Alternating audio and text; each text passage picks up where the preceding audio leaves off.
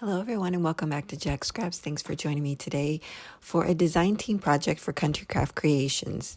Today I am starting a new mini series and I'm excited to say that this is in collaboration with Michelle Allen. About 7 months ago, she put out a video on how to create your own planner/organizer. And she and I both had the same idea of creating a wedding planner by using her design. Well, I spoke with her and I've decided that I'm going to use some components from her tutorial, but I'm also going to incorporate some of my own pages and ideas into a wedding planner, which is what I'm going to be sharing with you today. So whenever I am referring to something that Michelle did, I will provide links on the screen or in the description box below so you can go directly to that section of her video. And then when I'm doing it, I will provide step-by-step here in my mini series.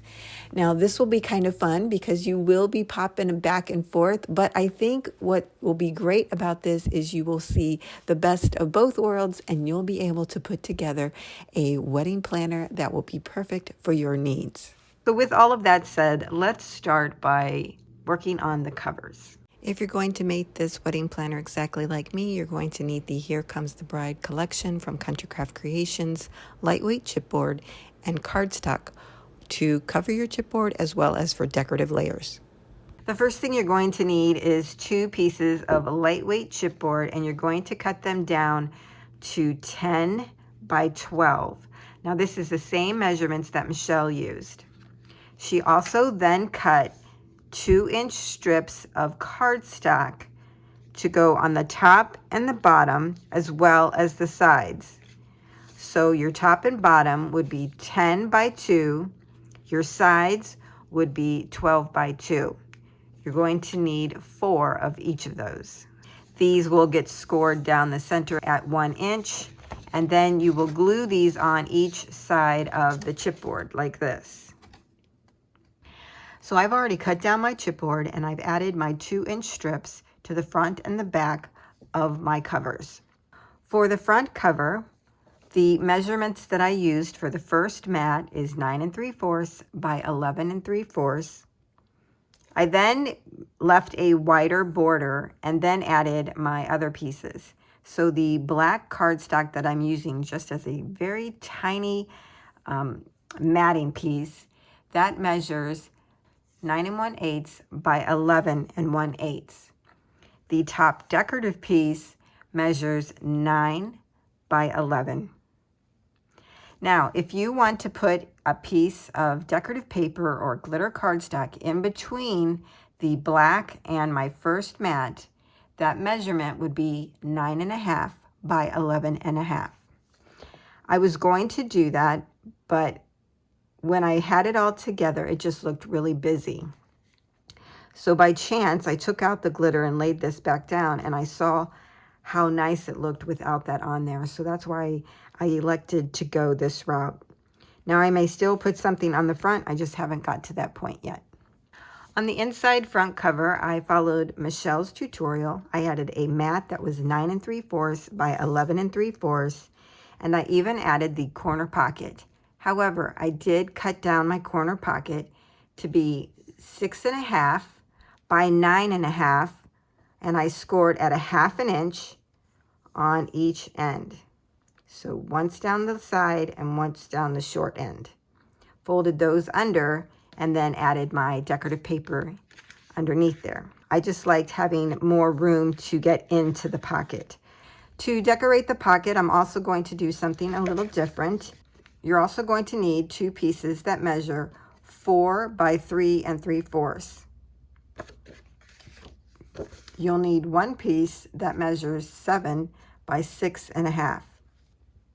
Working on the smaller 2 pieces, you're going to score at 1/2 inch, rotate once to the right, score at 1/2 inch, rotate once to the right, score at 1/2 inch.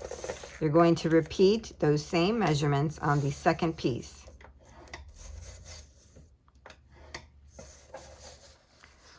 For your larger piece, you're going to start with the 7-inch across the top, and you're going to score at 1/2 inch, rotate once to the right, score at 1/2 inch, rotate again, score at 1/2 inch.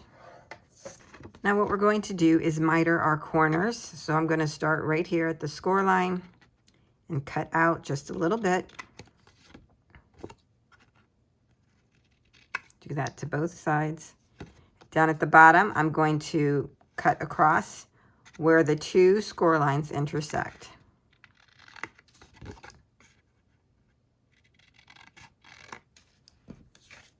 And then repeat that on your second piece,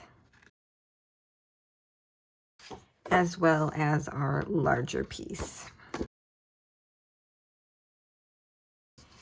And now we can burnish all of our score lines.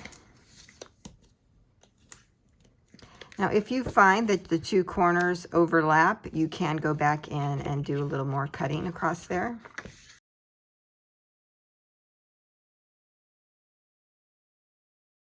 Okay, you're going to need the front cover as well as your pieces that we've been working on. I'm going to take a 1-inch punch and I'm going to just do a 1/2 punch in the center of each of these pieces, just to make it a little bit easier to get stuff out.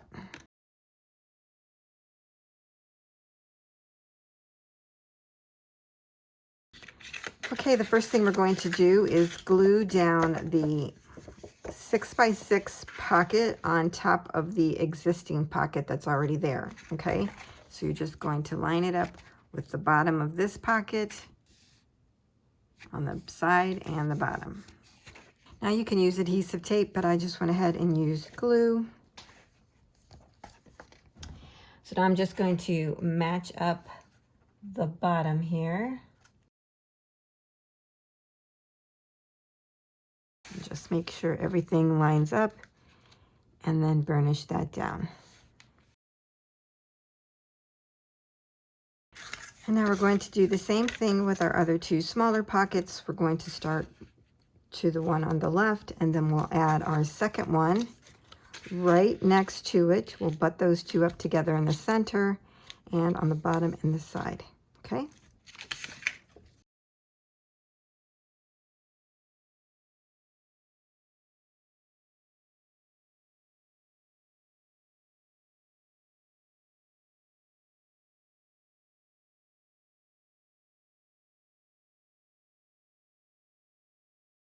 So now we have a pocket here, here, and back here.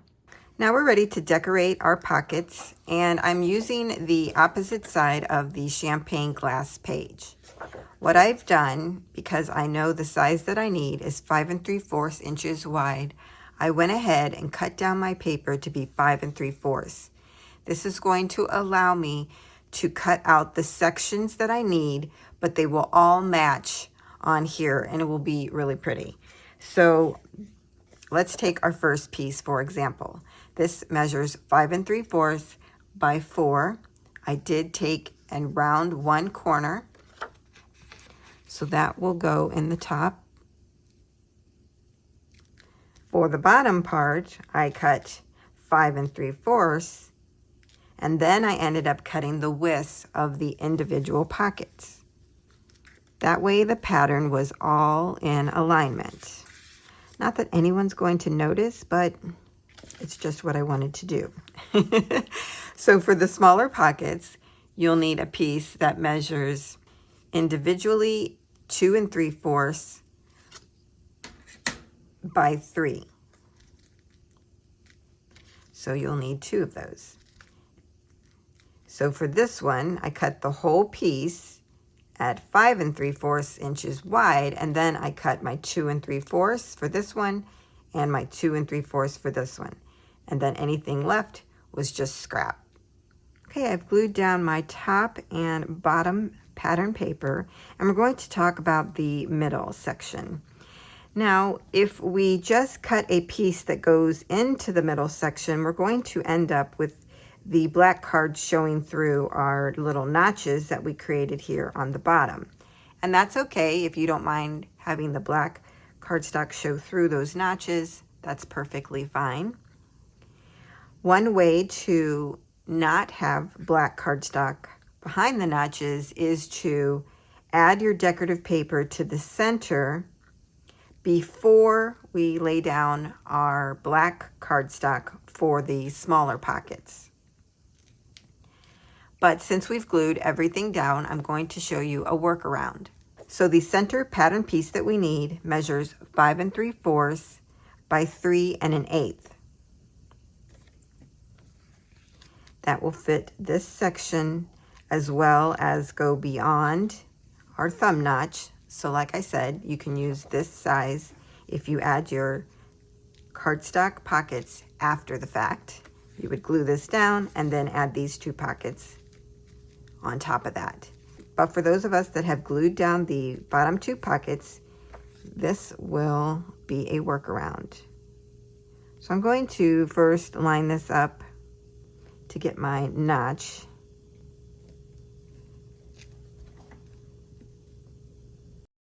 I'm just tracing around the outline. I think you can see that. Right there's my notch. So I'm going to line that up and cut maybe 1/8 of an inch beyond my mark. Okay.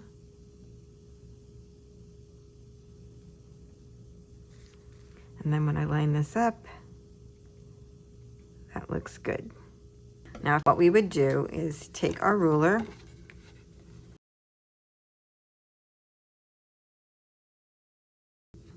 we need 1/2 inch here, and we're going to take our pencil and make a mark at 2 3/4. And then we're going to make one at 3. You can make a line between the 2 of them. And you can scoot down, add 1/4 of an inch, and do the same.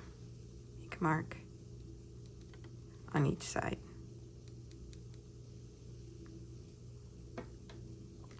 So what I'm showing you is how to cut out a notch. So where we have our lines, we're going to cut that out. So just go straight up to the line that we made on each side. We're cutting out 1/4 of an inch, and then cut out the center like that. If you have any pencil marks, just use an eraser to get rid of those, so that our paper will look like this. We bring in our piece and we dry fit this. So I'm going to go ahead and put these down into the bottom 2 pockets.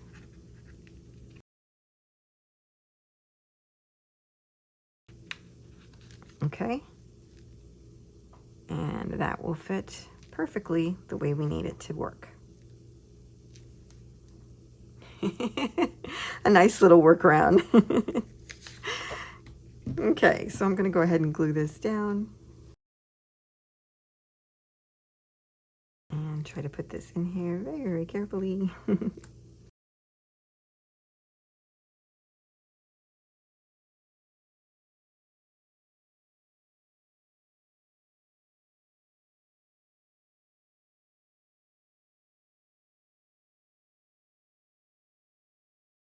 Okay, now that this is done, we are ready to work on the back cover.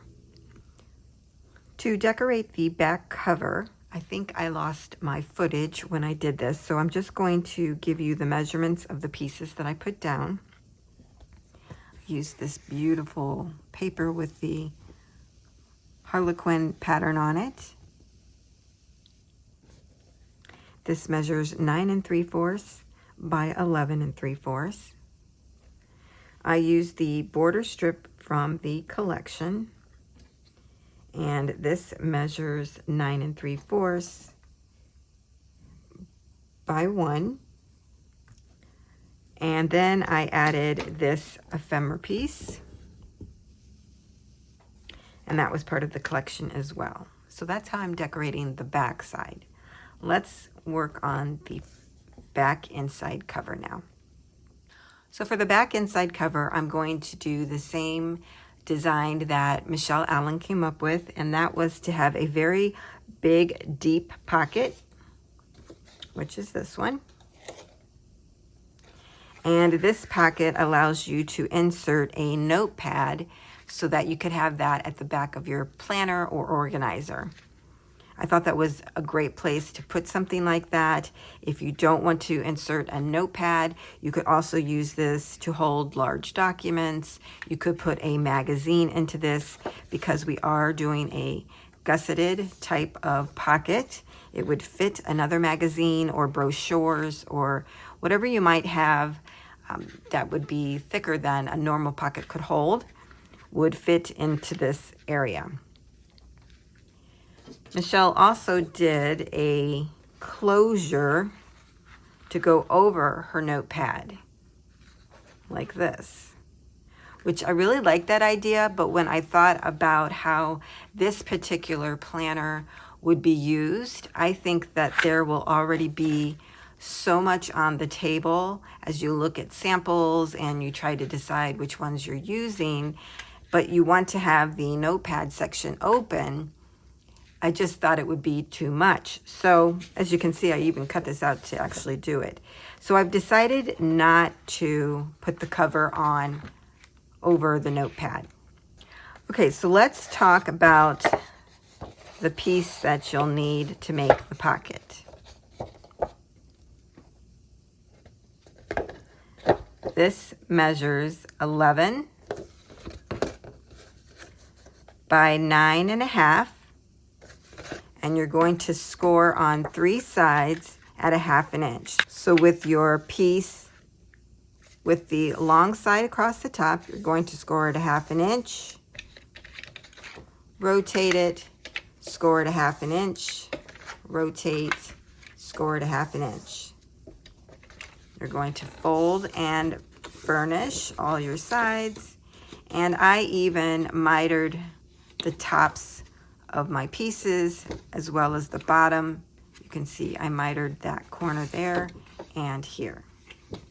Okay, now my back inside cover might look a little different than yours because I added a piece of 8.5 by 11 black cardstock over the chipboard that was showing through once we added our strips onto the sides. I did that to preserve paper. Since we're adding this large pocket, you could cut and add a pattern piece of paper here to cover the whole thing, but like I said, I wanted to preserve my paper, so I cut out my pattern paper to be 9 3/4 by 3 1/4, and I'm going to glue that down first, and then I'll take my pocket piece and glue that over it. That way I'm not wasting all the pattern paper that would go underneath here, because it's not going to get seen anyways, right? So let's go ahead and glue this down.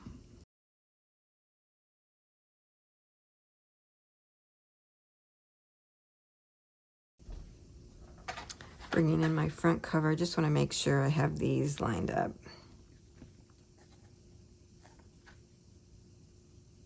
Yep, that looks good.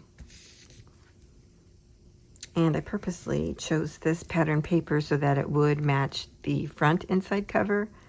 I just, for some reason, like that consistency in this particular planner.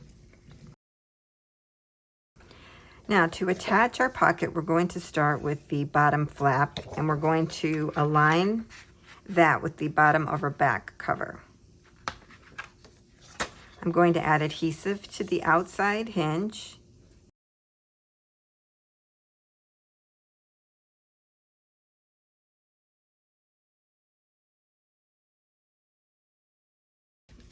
Now, when you line it up, you don't want to go over the back cover, so just check the other side as well.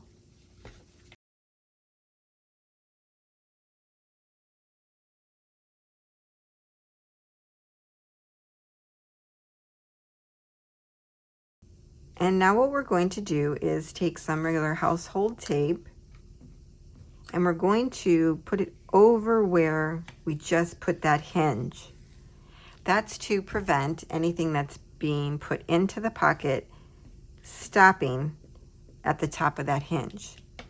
I know a lot of us design team members use this little trick, and it works wonderfully.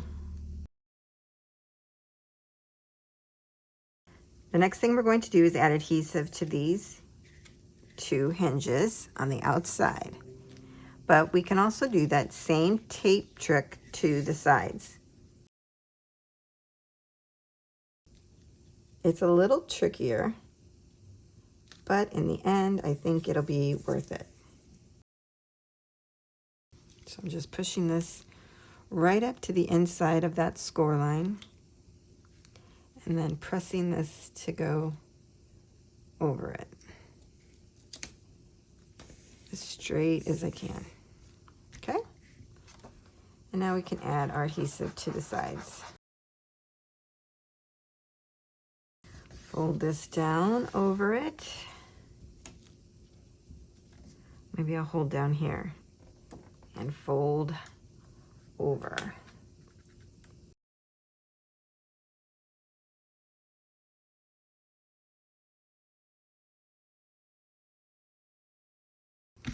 Now we have our nice big pocket in there.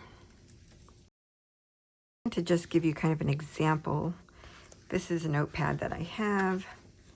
Just fold this back and insert it here. So as you can see, this fits perfect into the pocket and we still have plenty of room. So that's how you can use this. Just wanted to show you an example. Now to decorate the pocket, I use the marriage certificate page, and this is the back side of the colorful one. And my piece measures 9 3/4 by 8 3/4. So if you want to recreate this the exact way that I did it, I cut about 3/4 of an inch off this left side. And then that was 9 3/4 inches wide. If you want to try and mirror the same piece that I cut out. Now what I also did is on the opposite side, we have this beautiful trim. So after I cut my piece down, I took the top trim and I fussy cut around the edge so I could use that. And this piece measures about 9 3/4 inches wide to go along the top here, like that.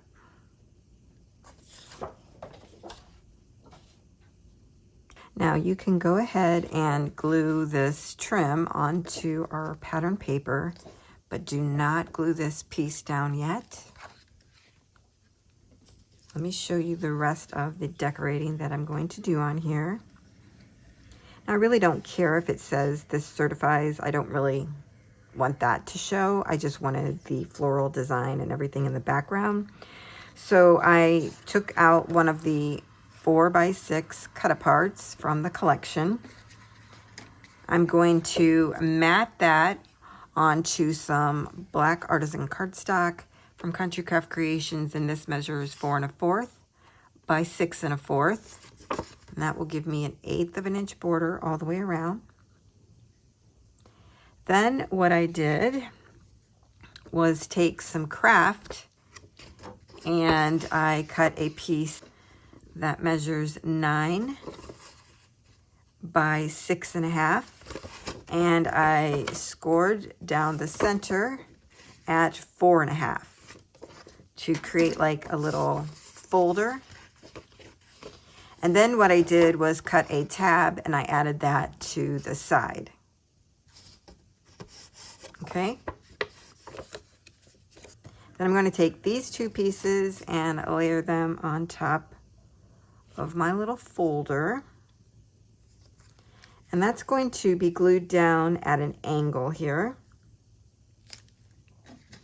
I took the marriage certificate cut apart from the collection, and I'm going to back that onto black cardstock again. And this piece measures 3 1/4 by 4 1/4. But we're just turning it to the side to mat this. And I'm going to put this behind the folder and layer it like that. So basically any words left that you see just become part of the background that's not a focal point, because that's really not a focal point. So you put your tab on the front panel of our little folder here, and when this flips open, I cut 2 pieces of cream color or ivory color cardstock that is 4 1/4 by 6 1/4. And I'm going to put one of these on each side. And that gives an 1/8 of an inch border around there. Now what this ends up being is a nice little kind of a secretive place that you can add photos, you can add memorabilia, you can write your vowels, a nice little secretive place to write the vowels. I think that would be fun. And once all this is glued down, we're going to take a brad and actually use this as a closure. So in case you don't use this to hold a notepad, this will still stay closed and secure. When you use a notepad, it would have kept all of this down and secure. But if you happen to not use that, I wanted you to still have the ability to be able to keep this closed without it flapping open when you turn the back cover. So adding a little brad, and I would choose one as flat as possible so that when you're writing on your tablet, you don't have those big bumps, right? So this one's pretty flat, I think. And I think that will be great. It'll go right over my little tab here. So that's why I said not to glue this piece down, because we need to put our brad in there. So I'm going to go ahead and start putting all this together, and you can kind of see how it ends up looking in the end.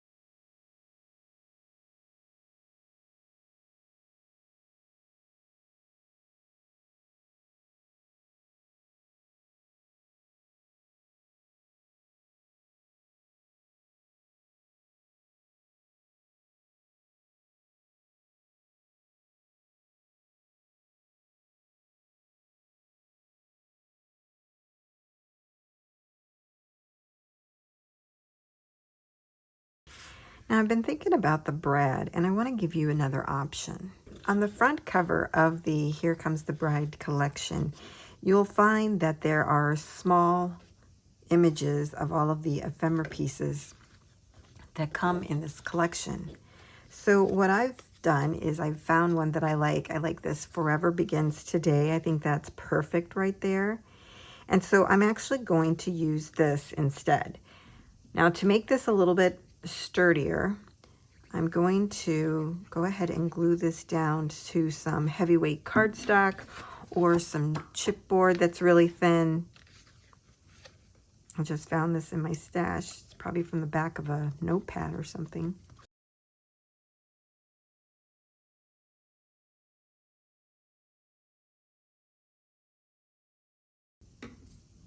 Okay, now we have a nice sturdy piece that we can use as a brad closure. First thing we want to do is think about our placement. We want to make sure that it covers enough, but not too much, because when we turn it, we want to make sure it gets out of the way and clears it for opening. If you go too close, you know, you're going to have to go all the way over here before it clears it. So you want to make sure it's close enough, but not too close. Okay, so I have my placement. I did find another tiny brad. Look how little that is. But the profile is pretty small as well. So you definitely want to make sure you have one that kind of has a flat profile. It's not a big fat brad. Let's see, that was my placement, right? I'm going to put it up over here, I think, so that it swings that way. Yeah, I think that'll be good. Okay, so anywhere right there. Now you can use a pokey tool, or I actually have a punch. And I'm just guessing. Just right there in the corner for this one. So I think what I'm going to do is just put my hand underneath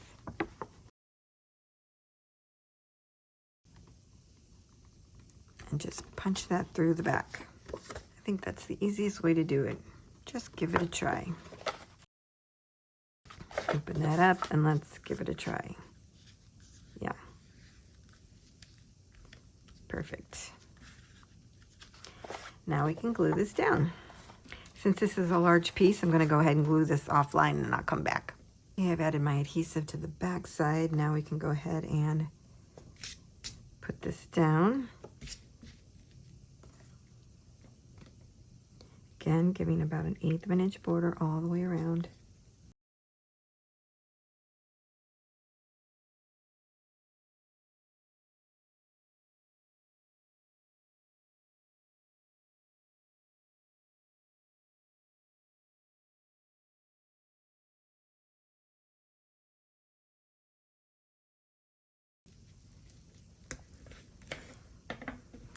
And there we have the back inside cover.